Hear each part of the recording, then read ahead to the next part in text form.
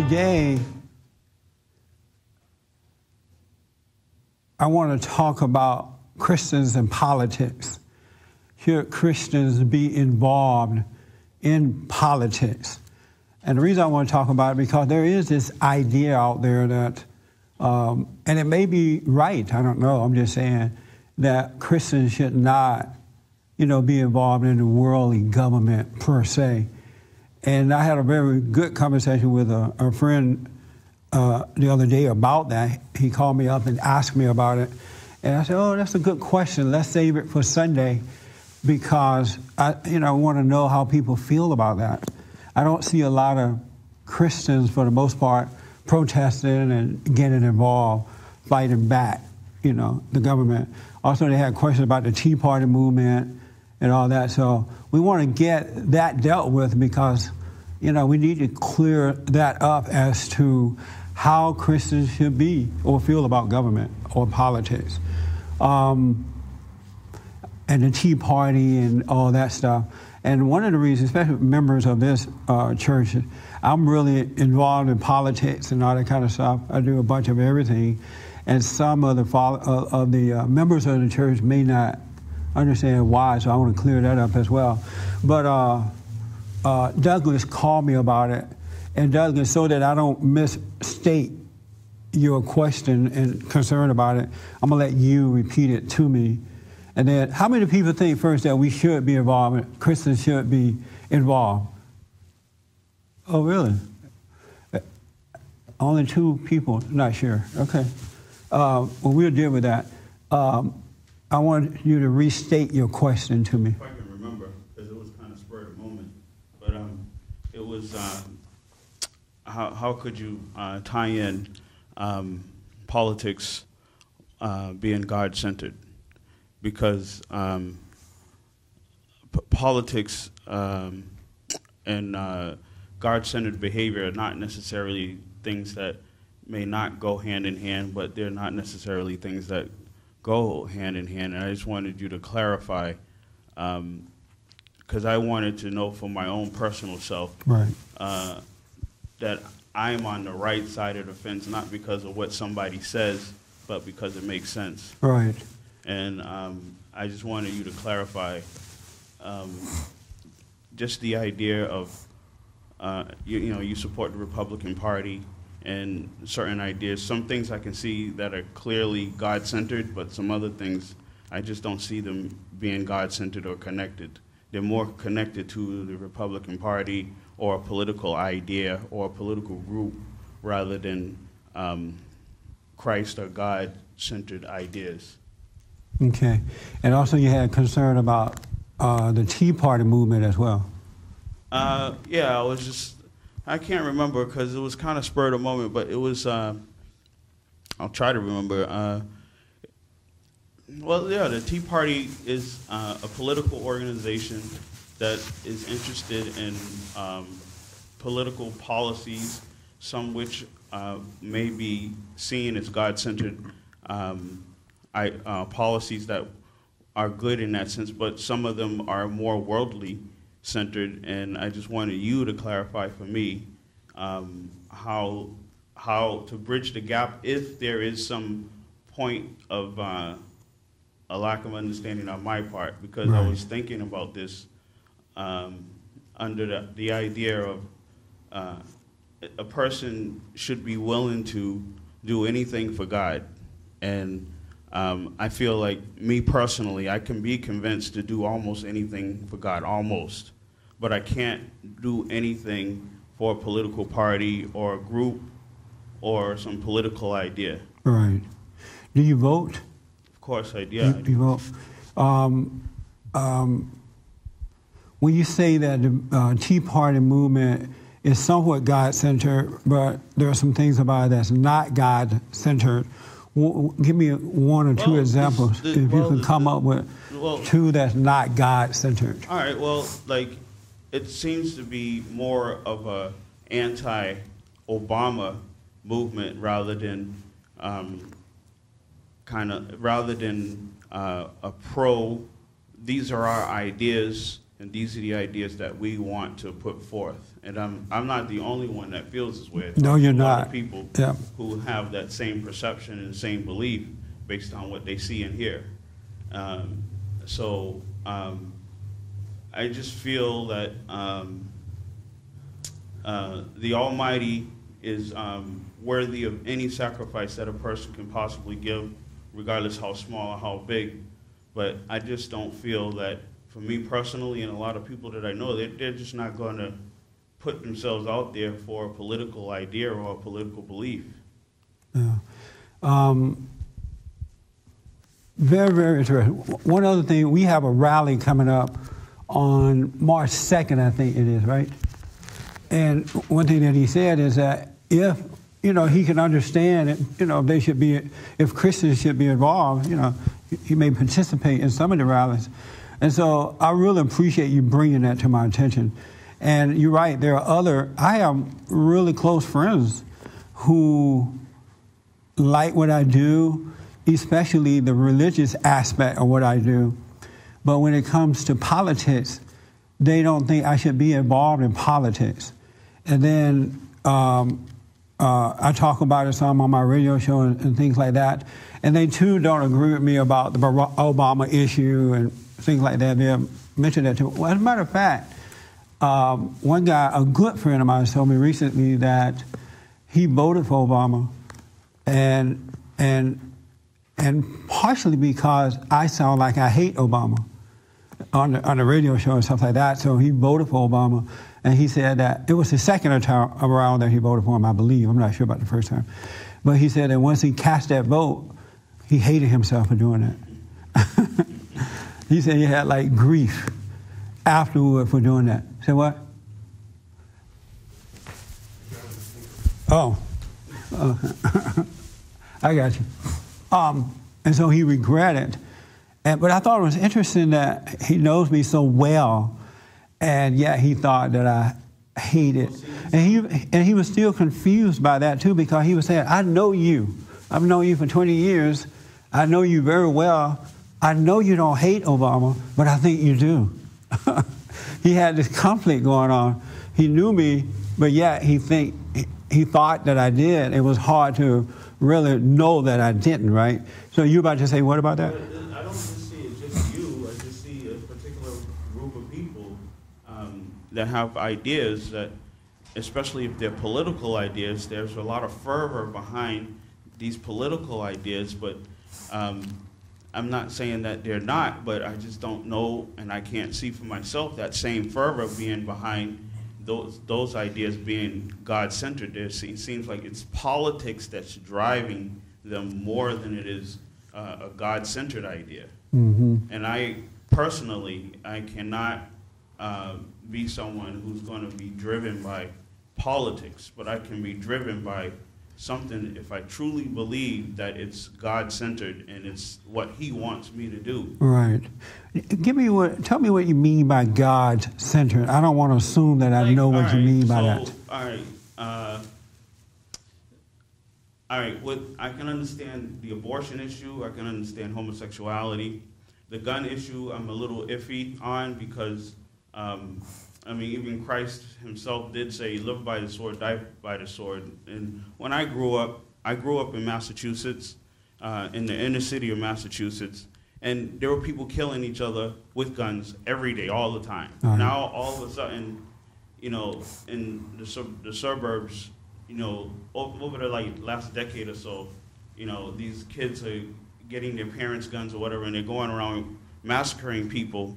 And now it's a big issue, but this is not necessarily something that I see as, I don't know, it's like there's a lot of fervor behind it because it's politically driven, but this is truly a human problem. It's not, if you look at it from a political standpoint, you got to look at it from a race and class and all these other standpoints. But if you look at it from a standpoint of these are just human beings and they all need help, then I think it just makes more sense.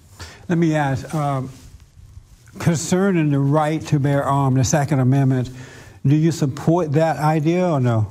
Yeah, I think people should have the right to bear arms, but I don't think people should have the right to bear any arm that they want, like a tank or a missile launcher. Because if you take it to the extreme, it's like, where does the limit go? Do you? And I'm asking this because you represent a lot of people who feel this way, and we need to. Those who are some that are here and those out there in TV land. Have you ever seen anyone own a tank in your neighborhood? No, but I'm saying, with, like, all right, we have civilians that have the type of guns that they have, and then the Army. And most people don't, I don't know, I'm not a gun expert, but most people, the only gun that I can think of as an example is like an M16. That's primarily just for the military. And civilians, generally, I never knew any civilians that owned M16s because they were used primarily for warfare and warfare only. Right. And you can have certain firearms that are used for hunting and sport. You have some for warfare, and then you have some for like home protection. And it seems like there's like categories. Right. But with the gun issue, it seems like everyone wants no limits whatsoever, and like, okay. But it just doesn't make sense to me. Right, and it needs to make sense. You're absolutely right. So the Second Amendment is not about guns to go hunting, or just about guns to protect yourself, your family. It's about protecting yourself from the government going nuts and taking over your life.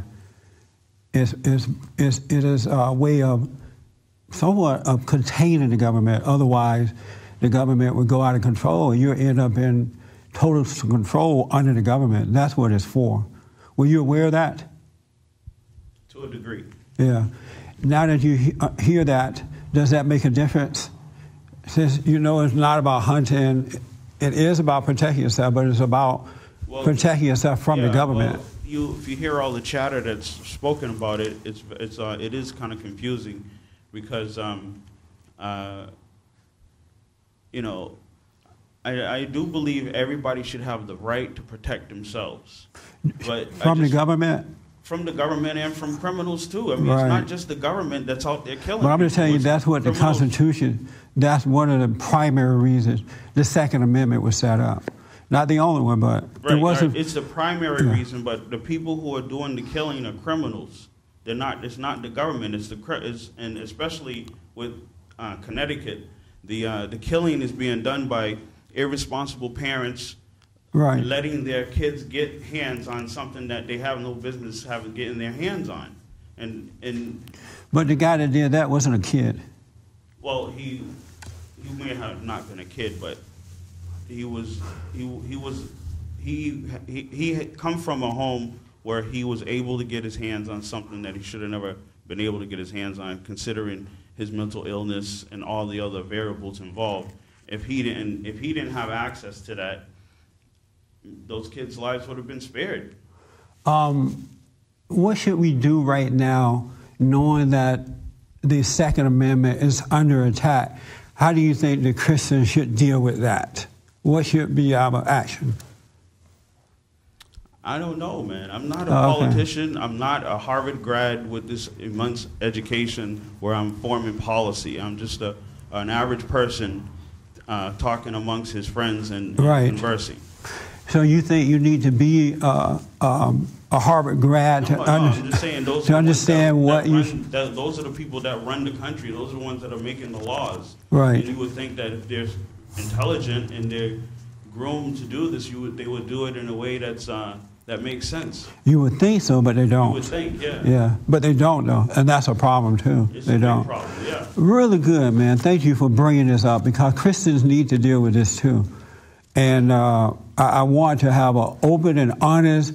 I'm not looking for you to agree with me or anything. It's just that, and the only way we're going to be able to deal with this in the right way, we got to be honest about how we feel about it and not pretend that we like it when we really don't. Because I do notice that a lot of Christians don't protest anymore. They don't get involved with rallies and things like that. The children of Satan, they're always out there rallying and getting involved, but the children of God don't. And it is some kind of mindset that is there, whether it's right or wrong, and it need to be dealt with. And the church is the right place to deal with it. You did not raise your hand, so do you agree that Christians should not be involved in politics? Yes, because if they get involved, then the gay's gonna get involved and say, no, we want to say something, So if the Christians get involved, then the gay's gonna jump into it. The homosexuals. Yeah, and then other people are gonna type of organization, they're gonna say different things. So if everybody just obey the laws, then that would be okay. So do you believe that if the Christians don't get involved, then the homosexuals will go sit down and won't try to create laws and things? Will they go be quiet? No, I mean we have to get involved, not by get involved and put the laws that the laws should be obeyed by everybody, not just different organizations say no, we want this, we want that, because then they're gonna get into a conflict, and so there should be a. What should the Christians do when the children of Satan try to create new laws that goes against the original laws on the books? What should the Christian do about that? Let's say that they're out there want to change the laws. What should the Christians do? Well, speaking to the mic for me. Yes, well, they should. Robert, hold it for him, because he forget. Some people not used to it. Go ahead. I think the people, if they have a good family and they have children and they all grow up, to be a good example, and other people, they would learn from them, and I think that would be enough. Oh, so just to understand it, you're saying that, let's say that the homosexuals want to change the laws that prevent them from being so open and getting married and doing the things that they want to do. Now that they're trying to do that, the Christians shouldn't do anything but raise their families and make sure their families live right and do the right thing, and that will influence the homosexuals? They shouldn't influence us, and we shouldn't influence them. We should not? No, because there is no use. I mean, if we are a good example, they would see and they come towards us. But what's the purpose of being a good example if you're not going to influence? Influence, because the influence, they should be natural. I mean, if we just try to force something on them, they're not going to change. Are you saying that if we fight back to prevent them from passing these laws, then that won't help them? No, I mean, if they push them to change something, they're not going to change. So that's why, if the good family and organization, and good family organization, to be a good example and to be nice, and they should stand up for the family values. And if they don't want different things, they're their problem. So. Well, how about when they're imposing laws on you? If they're going to impose and they say, you should change, then we have to just tell them, no, you cannot tell us that. But if they create a law that forces you to change, then you can't say no to that. To create the law? Uh-huh. No, and then if they're going to create the law, if there is more good people, they don't let them to create the law, because... Don't let them create the law? A new law? Yeah, if they are good, if there are more good family around, and a good example around, and if a few people, they want to change the law, they cannot, because they cannot change it because there is more good people. They don't want the law to change. Do you participate in rallies and things like that? Do you go out and protest in rallies? Not too much. You don't do it? And why not? Well, I don't think that we should have a representative that we vote. He should stand up for us. Oh, so we should just vote, and the people we vote for should stand up for us. Right. Oh, okay. I understand that. Yes, sir. I just wanted to be clear. When I come here to this organization, I come here for one purpose only, and that purpose is to try to find a better relationship with God. Yeah. I don't necessarily come here to be a cheerleader or a rallier or a Republican or a Democrat or any of that stuff. I'm here to hear Him. Frank, you can't be turning the mics off and on. You have to just leave it on. Is it green? Yeah, it's green. Okay. Yeah. So it's just the point that Take your hand away from the top of it. Yeah. Yeah, it's just the point of the matter is, like I said, that I look at the situation like Noah's Ark, today's situation. During the time of Noah, when God told him to make an ark, everybody thought he was crazy. It's a nutcase. Right. But when the flood came, everybody was the nutcase except for him and everybody that was on that boat. Right. And I'm just trying to understand things from that perspective. Good. No, I love what you're asking, so I'm glad you brought it up. What do you think about this? I'm not too much into politics or anything, but that Noah's Ark situation kind of interests me. I could relate thinking like that in some way. And I really agree about the gun law. There should be a stricter gun law. I never will say take the guns away. Right. But there should be some other way. Stricter in what way? As we know, you said Second Amendment is to protect yourself with the gun from the government, right? But we have so many kinds of open guns and different kinds of guns. I don't think when the government comes to your door, you need that many in your closet or wherever you have it. You're not going to be able to use all these. But if someone breaks to your house, they can steal all that and go do all kinds of messy things. Okay. Do you participate in rallies and things like that? We've done before. Oh, you have? Yeah. Do you think Christians should do that?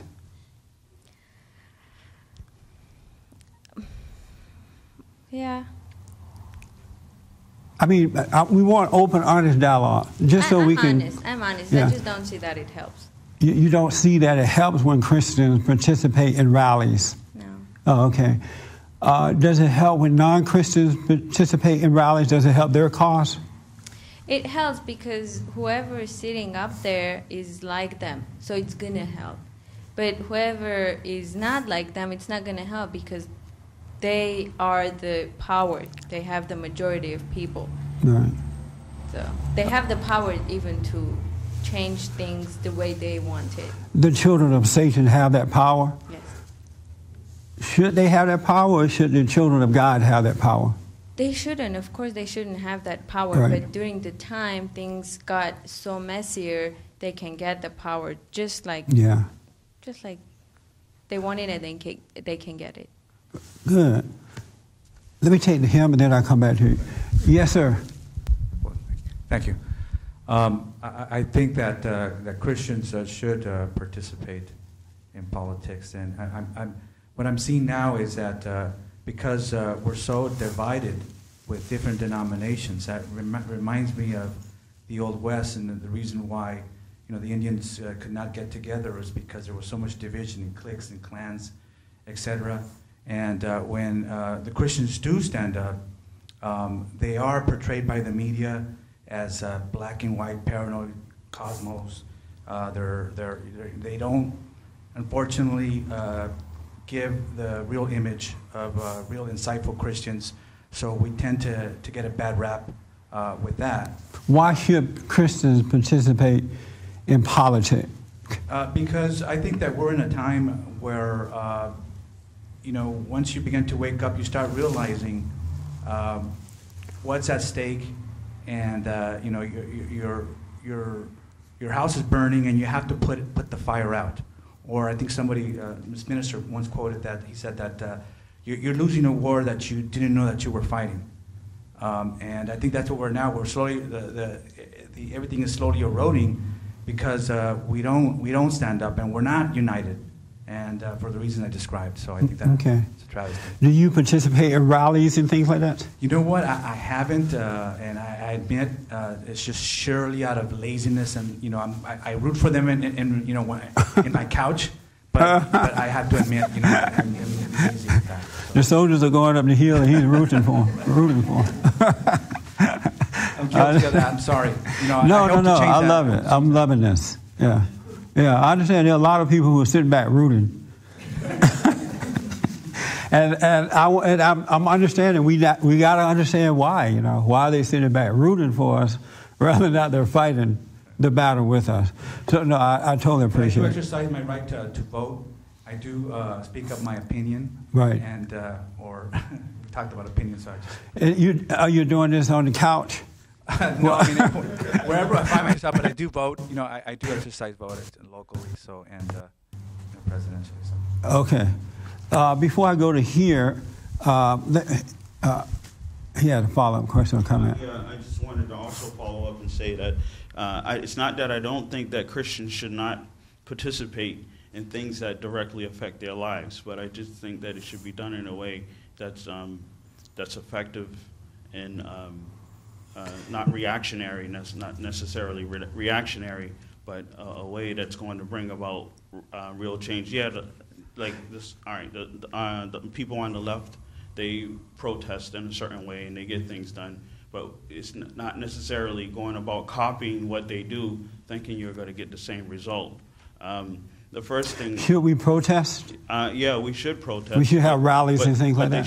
But they should make sense to everyone who's involved. And I just wanted to express that I do believe that you can't sit on the sidelines and watch things happen.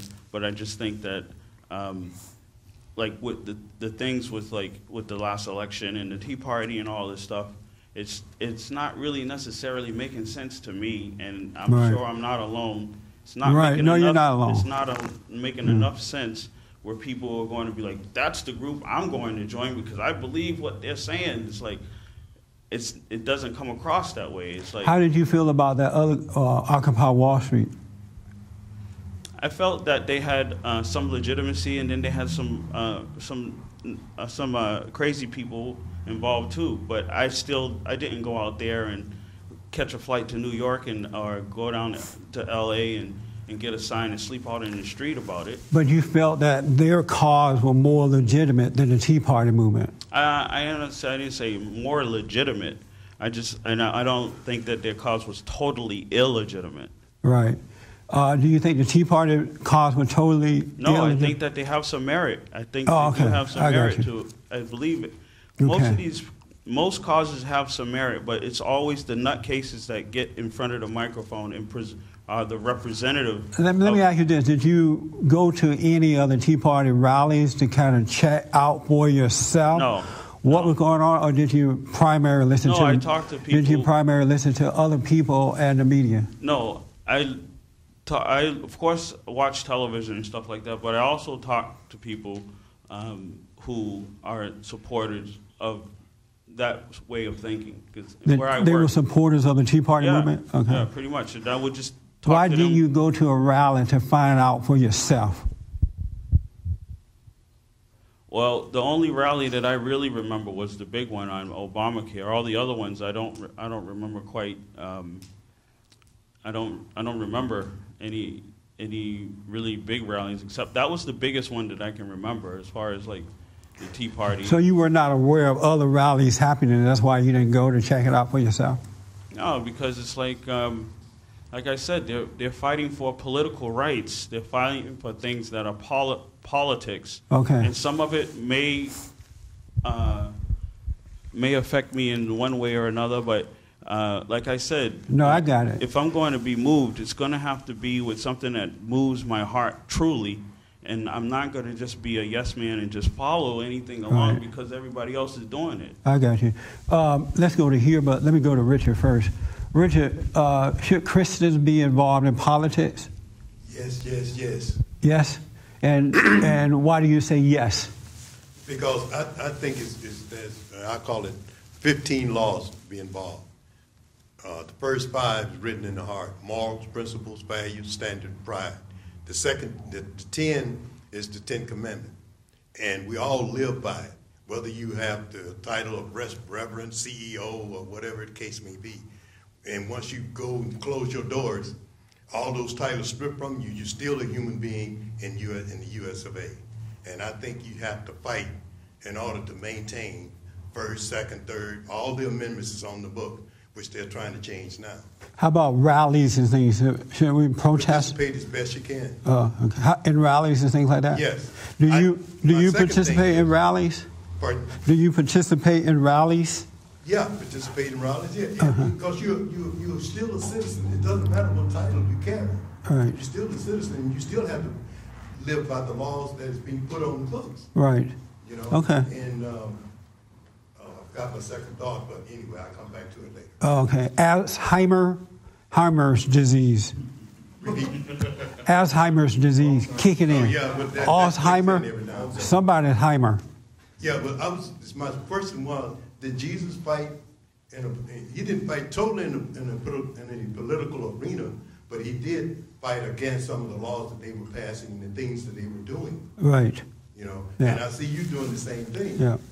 And Okay. you can't stop doing what you're doing because once the titles are stripped from you, you're still a human being and you're still a citizen of these United States. Right. So you still have to do.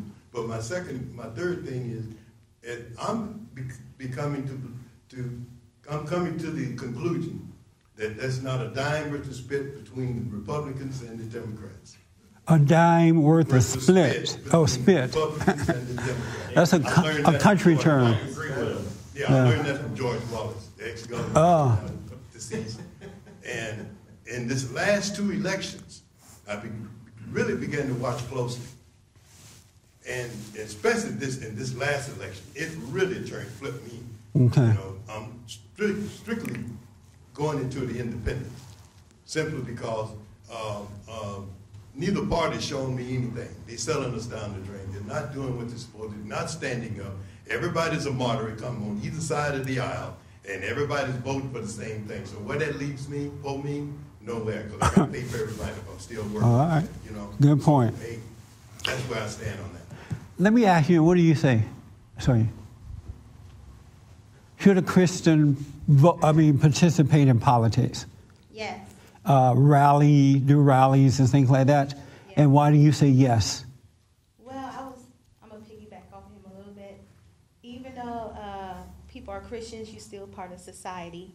And when you vote, you voting for your own self too. If you just going to sit down and not do anything, and you're going to wake up one day and say, what happened to this world? What happened to this country? You have to get yourself involved in, with your own self and what's going to happen down the road with your kids also. I love what he said when he said that he doesn't mind if it's God-centered. Yeah. And he doesn't see the God-centeredness in politics. Some, not all, but some of the areas there. What will you say to that?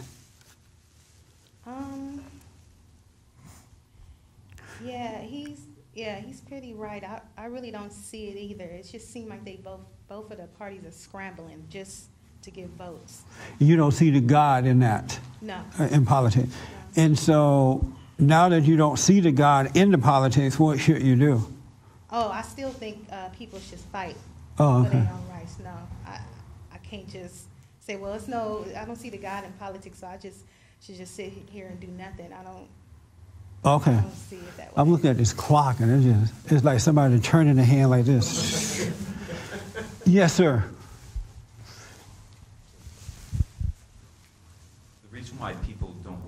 Let me ask first, do you think Christians should be involved in politics? I do. And why? Because politics is a dirty word. That's why they should be involved? Politics is actually the law. The law is sacred. The law, when it comes from God, I know, but let me ask, you say they should be involved because politics is a dirty word? No, I wouldn't try and build something. We've been conditioned in our minds. I know, but I want to I want to answer his question, and hundreds of other people have the same question. You say that they should be involved because politics is a dirty word? No, I say they should be involved because politics is about the law, and the law is a sacred thing. And if we allow the law to be debased into an evil thing, then we're responsible for that. Give us an example of what you mean.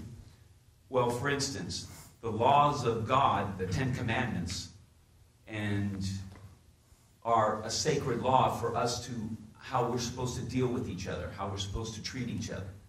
But what does that have to do with politics? Well, politics is an extension, supposed to be an extension. Politics is a way that we negotiate with each other to make laws that are in agreement with God's laws. So politics is actually a process where we come about making laws that coincide, agree with God's laws.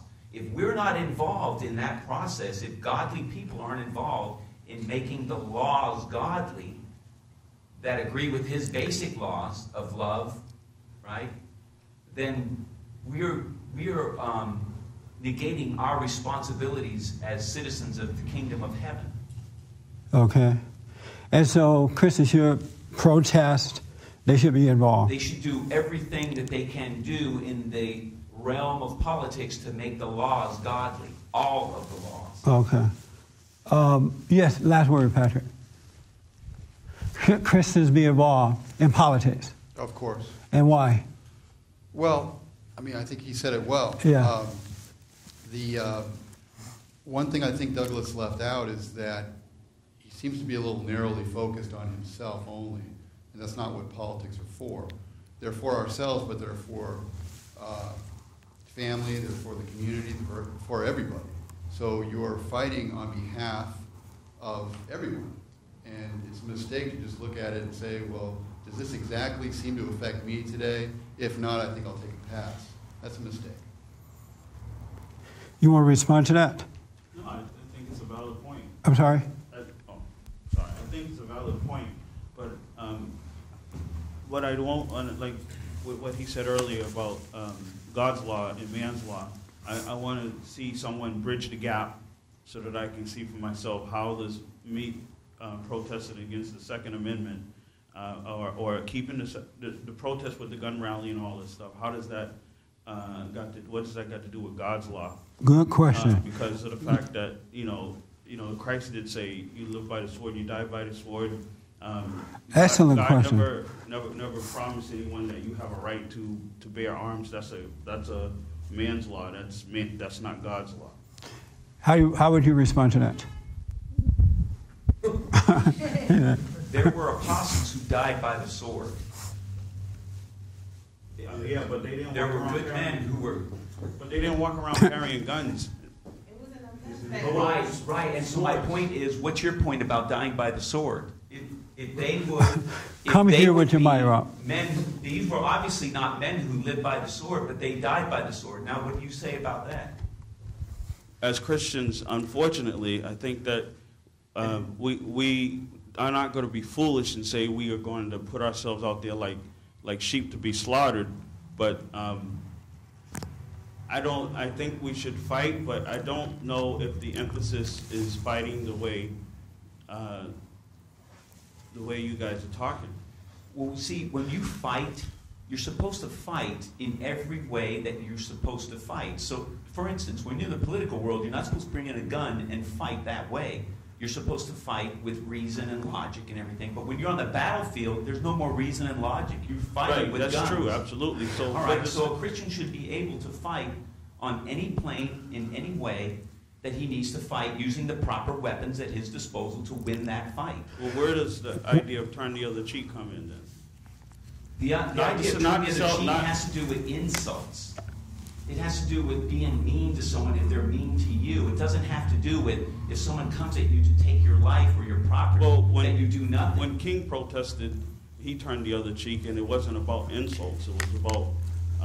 Martin Luther King? Yeah. But he also got laws passed. He got involved in politics. Yeah, I'm not saying that it's not to be done. Martin Luther King did not let anybody try to kill him either. Well, dogs were sicked on people. You could have said, well... He had bodyguards. Yeah, but dogs were sicked on people, and you could say, well, those people could have carried guns and shot the dogs because they have it in their right. Those dogs were sicked people by the authorities, and it's a lot more difficult. You know, if you stand up against the authorities with that kind of force, you have to really understand what you're doing. But that's what you guys are talking about. It's better in a nation of conscience, and we are a nation of conscience, to go ahead and take that kind of abuse in order to change the hearts of the people who are authorizing that abuse. That was a strategy that men of enlightenment can see to do. But otherwise, if you just try to go by the book, well, let's see, if we are being attacked in this moment, we should always use force to meet force.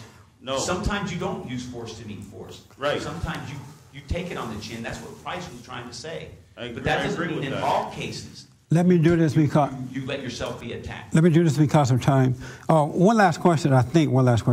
How do you think the Christians should deal with the issue of the Second Amendment? Do you think we should prevent the government from taking our right to bear arms, or allow them to take some guns but not all guns? I think that people need to search their own hearts and fight. No, I'm asking you you personally. I'm more concerned about criminals getting guns. No, I'm asking, do you think, now that the Second Amendment is an issue right now, right, do you think we should let the government just take some guns and not say anything, or should we, what do you think we should do? I don't think they should take some guns. I just think that the focus is on the government when the government is not killing people, it's people killing people. It's civilians, it's criminals. I'll give you an example. Let me just tell you this. The government, you mentioned that situation in Connecticut at that school. Yeah. Did you know that nobody in that school had a gun? I understand that. Do you think that the killing would have happened in such a large number had the teachers and maybe the housekeeping folks or somebody there had a couple guns? Maybe not, but I think that... just stay with me on that. Okay. Do you think there would have been less people shot dead had there been guns, Absolutely. The citizens had guns? Yes. Do you think they should have been armed? I think it would have been helpful, yes. So the citizens, the teachers and other workers should have been armed to...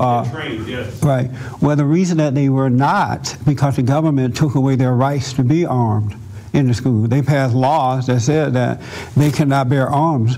And so the teachers were left defenseless to the criminal that came in and took their lives. For more information or to purchase a copy of this show, visit us on the web at www.bondinfo.org or call 1-800-411-BOND.